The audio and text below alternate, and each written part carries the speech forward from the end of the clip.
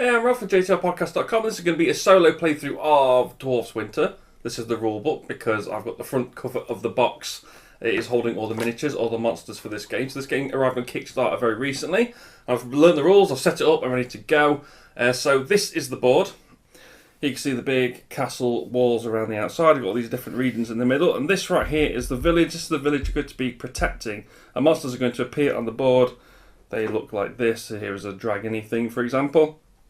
And they're going to stomp into the middle. And if they get here, I will lose. There's also, I have my dwarfs to defend myself. There's one, there's another one. How many dwarves do I have? I have 7 dwarfs, of course. And I'm able to place them in different regions, move them around and stuff. So I also have this player board here, which is very nice. Got different resources. Got gold, food, metal and wood. You start on 2 each of those. You would start on 2 gold in a normal game. Because I'm playing solo, I get to start with 4. I will explain all the differences between the game and the solo game as I go through. There's not too many, but there's a couple of little things. I'm also going to get 5 actions to start the game with, so I get 5 actions per round, and I'm going to have a hand size of 7. I've also got my 7 dwarfs here around the campfire. I've also got 3 music tokens. In a normal game, in a 2+ player game, you only get 1. Because I'm playing solo, I get 3. There's also some cards in the game. You get a hand of those, and these are sort of your deck of dwarfs. So there's obviously 7 of those, 3, 4, 5, 6, 7. They all have different abilities at the bottom of what they do. And because I'm playing with the legendary expansion, which is here, it's shown by this symbol here, the LE, or L with a little wing on it thing. It actually looks like my logo. Trademark infringement, not really. So yeah, it's got the wings on it there for the L. That shows that it's from the legendary expansion. So I'm going to be using this card as well. I'll explain all these, what they do as we go through the game. So let's start. So to set up, obviously the board is here. There is a deck of monster cards here, and they're going to be laid this side down the board. Unfortunately, the camera isn't just catching everything. Pretty much it's getting almost everything. It's getting the bulk of the board. It's unfortunately not getting these bits at the top. And also a deck of disasters, which are shuffled and placed in the top right, and they're going to be down here. Along the top of the board, again just out of camera shot, are these are heroes. There's a deck of these. There's 4 available to me. They have a cost of 2, 2, 1 and 1. Here's a picture of them now. There's 2 things as well you can't see because I need to capture the majority of the board. That's this thing here, just down off the screen here. Here's a picture of it there. There are 4 instruments on this thing. This is to show which musical instrument you've used. As you can see in the bottom left here, all the cards have got a musical instrument on them. That's going to determine which cards you can use. So it's sort of like an action you select in order to use the cards out of your hand. I'll explain all this better as we go through the game. Bottom right of the board is this. This is the turn track, and it goes from numbers 1 to 7. This is the weeks you're trying to survive. If you survive week 7, you will win the game. And you choose a random start player. I guess that will be me for this game. And what you do then is you will put some disasters out. Now you will put 1 out in a 3-player game. You put 2 out in a 4-player game. In a 1 or 2-player game, you don't put any out, so I'm not going to worry about that for now. And now I get to put some dwarves on the board. I get to put a dwarf on the board. So what I'm going to do is I'm going to take one of my dwarfs from my supply, from my campfire, and I'm going to put it in here. This is forest region number 2. These numbers are just dividing the different regions into numbers. You'll see why in a bit. So there we go. This dwarf is going to live here in forest number 2, and now you go on to phase 1, which is sort of the enemy activation. The first part of that is to refresh the tracks, so you're going to go back up to 7 actions and back up to 5 actions and back up to hand size of 7. These will obviously get knocked down as the round progresses, but at the start of the round, the first thing you do is go back up to the top. And then the monsters attack. There's no monsters on the board right now, so we'll skip that for the next phase. We'll go through it then. Then you spawn monsters. Now monsters are going to go down this track here, and there's slots here for the monsters. There's 1, 2, 3, 4 slots, and it shows you the player count here. So this one's blank, which means this one will always be full. You have this one here for 1 player, so I'm just going to fill these 2 slots. But there's 2 more slots here if you're playing with 2 players, and then 3 or 4 players will be the maximum 4 monsters. So what you do is you take one of these cards and you put it in the slot. You take the mini and you put it where it's going to be spawned. So you can see at the top there, it's going to be in the castle walls, I think that is. Space number 4, so you find that on the board, which is up here. And you put it down there, and that is that. This other things on this card, I need 4 dwarfs and 2 wood to defeat it, and this is its special ability. We'll get to the special abilities as they're required. And you just do that for a second monster. So I'm opening this one. It's got that beardy bloke. So I'm going to put that there. Get the beardy bloke out of my box of minis and put him in castle number 3, which is over here. All of the monsters have different abilities, but they're all used as the game progresses, except for this one. This is the Goblin King. His ability activates when he spawns, and he's the only one where that happens. So now we're going to reveal a disaster, which is on this part over here. And we have some creepy snake people. Aren't they weird? So this is going to spawn in forest number 2, which is where my dude is. And, yep, so we'll put that there, and we put a token here to show that this region has a disaster in it. So that's phase 1. Phase 2 is preparation. We're going to choose the cards from your hand equal to your hand size. So I've got 8 cards. My hand size is 7. I want to keep that one because I want to upgrade somebody in my hand. I want to keep that one. And I don't really know what I'm doing at the moment. So I'm just going to... What I'm going to do is I'm going to take this one. Take this out. The cards that you're not using go face down in a separate draw pile. And these are the 7 I'm going to have for this game. 1, 2, 3, 4, 5, 6, 7. That's phase 2. Phase 3 is actions. Everybody has a number of action points. I have 5 action points. And you just go around taking different actions. And we'll go through those now. So the first action is to place a dwarf. You just take a dwarf from your supply and put it into play. So I'm going to put one in a mountain area here. I'm going to put one in a field here. So that's 2 actions. You can do that as many times as you want. So if you've got 5 dwarfs in your supply, you can use all 5 action points to put all 5 on the board. If you wish, the only thing you can't do is you can't put a dwarf, more than one dwarf down in the same little zone. So I've put them here. I won't be able to put another one in any of these 2 zones. I could put one here, even though I've got a dwarf there already, but I can't put one there. The second action is to move dwarfs. I don't need to do that yet, so I'm not going to look at that at the moment. The third action is to acquire a hero. This is something I am going to do. There are the 4 available at the top, as I showed you earlier. I'm going to buy the one on the right-hand side. It says $1 underneath it, so I quite simply take my board, pay the $1, take the card, and this is the guy who's going to give me 2 wood. So that goes face down in your pile of cards. You don't get to use it yet. You'll get to use it later. Also, all the cards in the pile at the top all shuffle up. Unfortunately, you can't see it. I do apologise, but there we go. We revealed a new card, who is this guy, who gives you 1 of each resource. So, that's interesting. Now, acquiring a hero is something you can only do once per round. So you can only do it once each. However, I'm playing a solo game. You can do it as many times as you like. So I'm going to buy that new one I've just revealed for another 2 money. So I'm going to spend 2 money. I'm going to take it. I'm going to take him there. He's only worth 1 point, but he's going to give me all the resources. So I'm going to put that there, and I'm going to flip this guy over, who has a weird ability. So that's interesting. I'm going to see what that is. So this is place or move a dwarf. So when you play this card, you get to place or move a dwarf as an action. So that's pretty cool. That's nice. So I have decided I'm going to move a dwarf. I'm going to move this dwarf from here to here. Then I'm going to take another action available to me, that is play music. And to play music, you take one of your, where are they, music tokens. I put it under this camera because they're tiny, and you put it on that little chart of musical instruments, and the one you put it on, you get to play all or any or all cards of that type of instrument. So I'm going to put it on the drum, so I get to look at the drum cards in my hand. You can see I've got the 2 at the bottom corner here, and here they are. So one of them gives me, let me check. I should have read the cards before I took the action, really, shouldn't I? So this one is move a dwarf into an adjacent forest. So I'm just going to move him into an adjacent forest. That's fine. Now I've got 3 dwarfs in forest areas, which is good for my other card, which is to gain a wood for each forest I control. So that's not so good, is it? Because I'm only controlling 2. So let's take that back. No, let's keep him there. I'm not going to go back on anything I do. So I've control 2. Forest, so I will gain 2 wood. There it is. Now that would be 1 action on a 2+ player game, because this is a solo game. That action is free. I can play as many musical instruments as I have musical notes, which is 3 per round, so that's cool. And I'm going to do that again. So for the second one, I'm going to play this horn, And this guy in the horn gives me 1 gold, so I'll gain a gold. That brings me up to 2, go back up to 2 gold. And this guy lets me upgrade a meeple, so I'm going to take one of my 3 special meeples. They are in the box.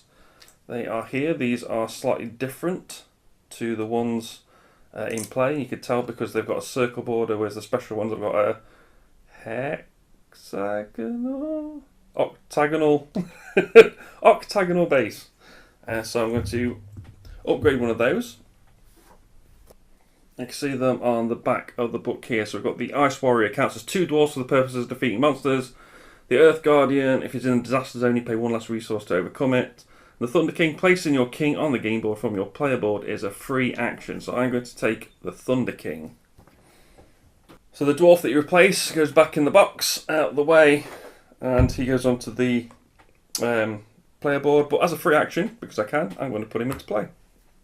Going to use my 3rd musical instrument for the guitar to do this one, which is to, same as the forest once, move a dwarf into an adjacent city. You can actually move an opponent's dwarf when you're using this card as well. You don't have to just move your own. Obviously, you don't have any opponent's dwarfs in play. The game is kind of semi-co-op. You score points for defeating disasters, defeating monsters, having dwarves on your board and stuff. I'll get into all that at the end. But you also need to work together to make sure the central village isn't invaded. So you're kind of working together to stop all the monsters, but at the same time you want to stop the most so that you've got the most points. The other card is gain a metal for every region I control. I control 2, so I gain 2 metal. So I've only taken 3 actions. I've placed 2 dwarfs, I've moved the dwarfs. Everything else I've done has been a free action. So I'm going to just put 2 more dwarves on the board. Obviously, if I put that one down before I did this action, I wouldn't. You know, my first time playing, I'm learning and trying to teach at the same time. It's a bit weird. So that is my 5 actions done. I've got 1, 2, 3, 4, 5, 6 dwarves on the board. I haven't dealt with the monsters. I haven't dealt with the disasters. So we'll see what happens with those now. Because I'm unable to defeat any of the monsters. I'm not able to defeat this disaster, even though I'm in the region. I've got the right number of dwarves. I need 2 dwarves to defeat it, but I also need 3 food and 3 metal. I've got the 3 metal, I haven't got the 3 food yet, I've only got 2. So that's the end of the round. Phase 4 is resolution. You look to see if there's 4 disasters. You can see the skull and crossbones here, just on the track. If you've reached this skull and crossbones here, then you will lose the game. If you've got a monster in the castle in the centre of the board, you will lose the game. If this is the end of 7th round, congratulations. As long as there isn't 4 disasters or a monster in the castle, you've won the game. But seeing none of that has happened so far, we'll now move on to round 2, and we'll play a new round. So moving up to round 2. Go back to phase 1, which is enemy invasion. Refresh tracks, reset hand size to 5 and hand size to 7, and actions to 5. Well, they didn't change, fortunately, in the last round, so we're all good there. First player chooses a monster in order to move and attack. Now we have monsters on the board, so we can now do this. Move each monster 1 space towards the castle, then activate the ability. So I'll put them in there, them in there. Of course I've cheated because that one has to go into there, so that's where one of my dwarves is. So I think that activates his ability. And that activates this ability which says choose 1 other monster and move it once. So there's only 1 other monster, so I'm going to have to move them again in there, which means it's in the same region as that one. And the ability of the polar bear is you lose 1 of your hand size. So now I'm going to take my hand size and reduce it down to 6 cards. Which is why you refresh your hand size and stuff before the monsters move, because you're going to put it right up to the top and then they're going to knock it down gradually. Hopefully not, hopefully you'll kill them all first. Just while we're talking about that, these effects don't stack, so if I had 2 dwarves in here, it wouldn't be that I'd lose 2 hand size, I'd just lose 1 for the 1 effect. It affects all the players, but it doesn't affect a single player more than once. Then reveal the disaster again, so we have Viking invasion by the looks of it. That is going in city number 4, so we can put a token in city number 4 as well. So now it's getting a little bit overwhelming. I've actually just spotted a mistake I made as well. I'm sorry, I will have labelled it earlier in the video, so as we're going through now. This is the point where I've realised I made a mistake. So this area has a disaster in it. Any areas with a disaster in do not produce resources, so I shouldn't have gained the wood from being in that zone. Oops. I'll get it right in the future. Hopefully. Choose a number of cards equal to your hand size. I've got some new ones now. I've got the 2 that I bought, which are somewhere. There's this one. So I've got all these musical ones. I'm going to take these 3 musical ones. So I get to play, well, the 3 accordion type ones, because I get to play all 3 of those at the same time. Up 4. Nice. Okay, so I've got 4 accordion cards. And I can only take 2 more, so I might as well just take 2 of the same one. What do I need? I need food, really. Just like real life, I think. Food cards. I don't. Oh, yeah, he produces food, so that's okay. I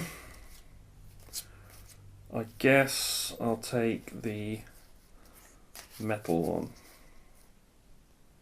Actually, what I'll do is I'll take these 2 because these are the producing ones. I don't need the movement ones. I'll move them on my own, and then I'll take these 2 to do that.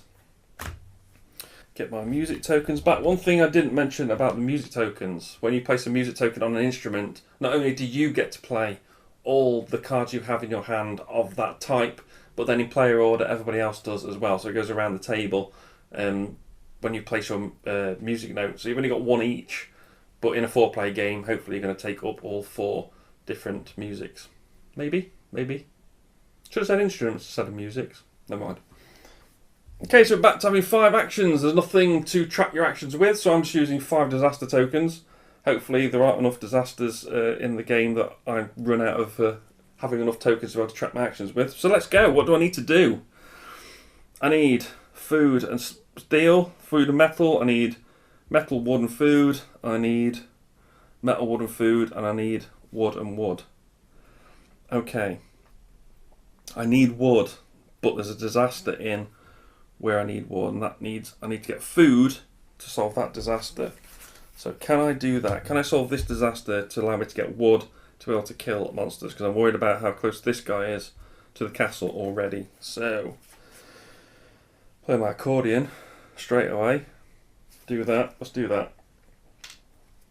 Do I need to move anyone to position first? Food. No, because I've got a card that moves people. Good. So, let's do that. Play the accordion cards. Which means I can move people to where... I can move 1 dwarf. So maybe I should have moved somebody. That's fine. There. So that's moved there. Gain 2 wood. I'm up to 6 wood. You are limited, of course, to 7 resources on each of the tracks. That's 7 dwarves. So I've gained the 2 wood. Gained 1 of each. So I'm up to the maximum 7 wood. And then gain food for the houses I control. So fields even. 1, 2. So I get 2 food.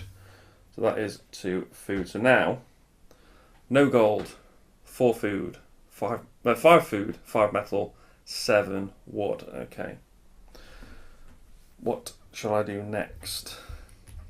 I want to defeat this polar bear. It needs 4 dwarves and 2 wood. So I'm going to go 1, 2, 3, 4.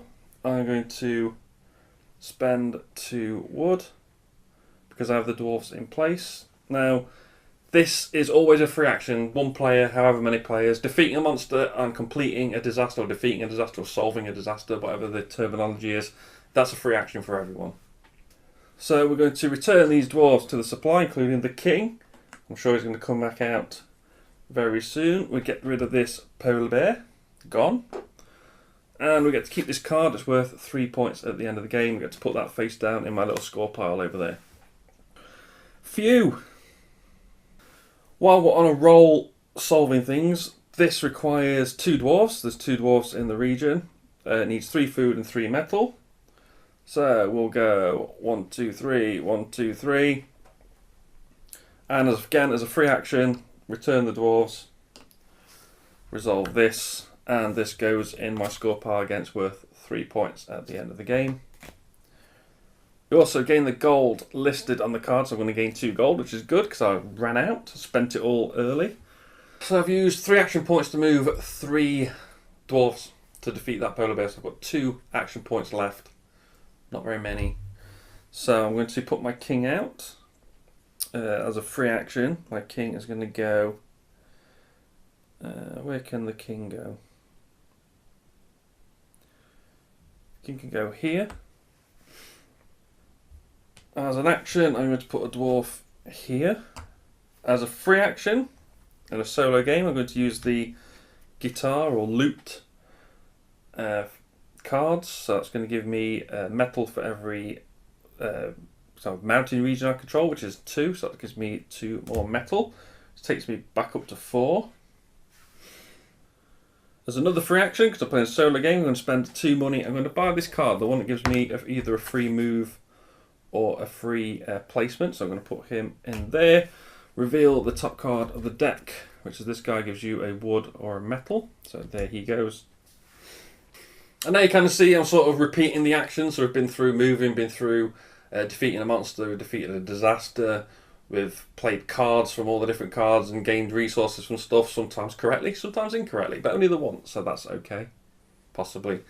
So now what we're going to do is I'm just going to cut here, and then I'm going to come back when something happens that hasn't happened before, so we can see some new rules and new things appear.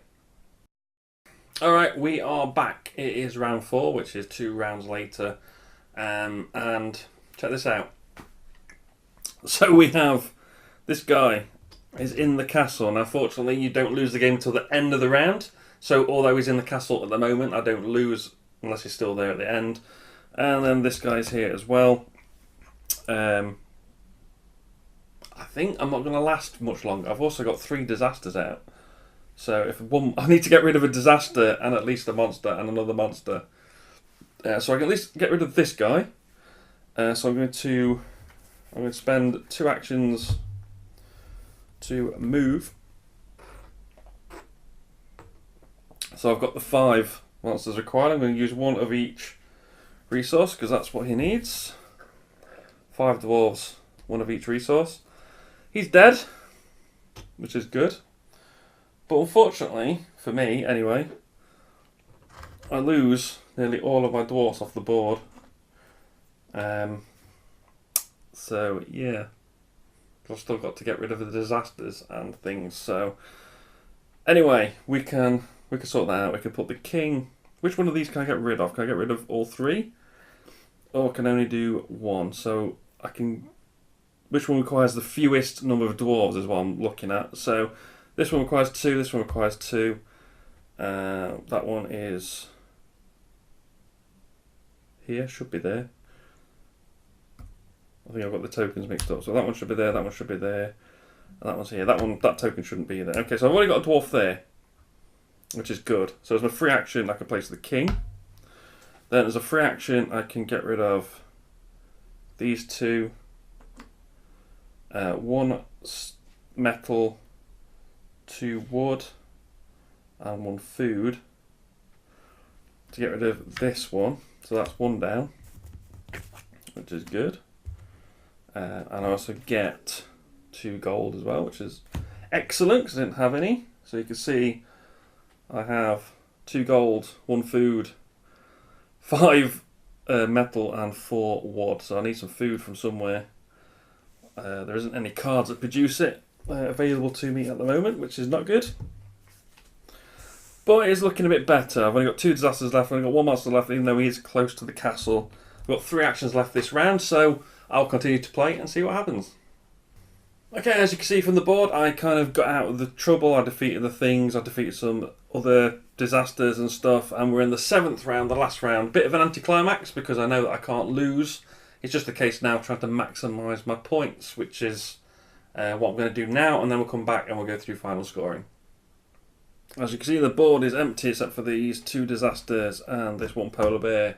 I've won the game. Yes, I did it. Now we're going to scoring, which is quite complicated, so I'm going to use my backup device to get the scoring right. So you get points on monster cards, disaster cards, and hero cards. So that's all the points you've collected from these things. 3, 6, 11, 14, 19, 22, 25, 28, 31. 31 points from those. You get, for each resource you have 7 of, you get that many points. Well, as you can see, I didn't do any of that. You also get 3 points if you have all 7 dwarves on your board. I managed to work that out just right. So I've got all 7 dwarves there, so I get 3 points for that. That is cool. So it's 31 plus 3, plus you get 2 points for each special dwarf that you bought. I managed to get all 3 of mine. I upgraded them all, 1, 2 and 3. So that's cool. So I got all of those. And yeah, that is it. 50, what did I say, 37 points, 37? You'll see it in the book, see how well I did. There is a little table at the back somewhere. I'm a beast hunter. Oh no, wait. Should you survive the winter, compare your score with this following chart to measure your success. 30 victory points, you have defeated 5+ monsters. What? I don't understand that at all. Compare your score with the following chart to measure your success. Hopefully you can see that. Survive at 25 victory points and have overcome 4 disasters. Okay, and 30 victory points and have 37 and required 7+ heroes. Don't think I did any of that. Just went for points. Anyway, doesn't matter. Decent game, not fantastic. It reminds me of Tiny Epic Defenders, which was awful. This is a bit better. Obviously, it's a full-size game, which is always good. The minis are nice, components are nice, the rules are very simple, straightforward. I always love the cute artwork from Vesuvius Media. Always really cool stuff. It's probably better multiplayer because then you're fighting over the resources, fighting over spaces, moving monsters on your turn into other people's spaces to give them penalties and stuff. So it might be a bit better as a multiplayer game. Solo, it's not one I'd choose to play. I've got all these books here, the graphic novel books. I've got Legacy of Dragonholt, I've got Samurai Spirit. I've got tons of solo games that I'd rather play, or should get around to playing at some point, and I wouldn't put this in front of any of them. But I'm going to give it a try, multiplayer, and see what I think about that. But apart from that, that is Dwar7s Winter. Thank you for watching. Remember to like, share and subscribe. You can follow me on Twitter at JTR Podcast, or find the blog and podcast at jtrpodcast.com. I've been Rob, aka Jesta ThaRogue, and I'll see you soon.